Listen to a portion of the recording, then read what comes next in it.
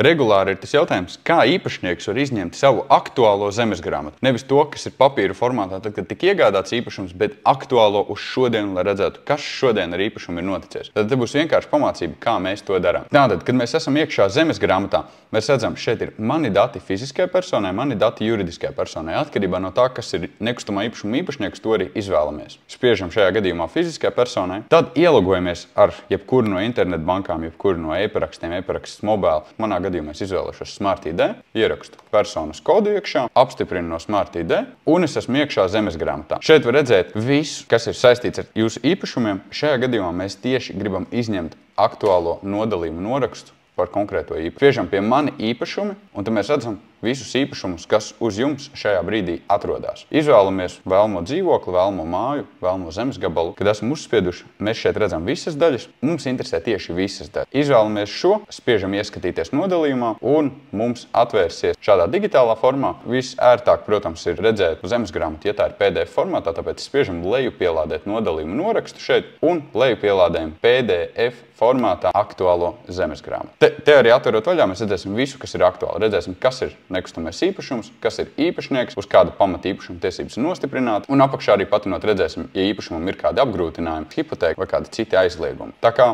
šādu te PDF dokumentu varam sūtīt, ja kāds prasa aktuālo zemesgrāmatu.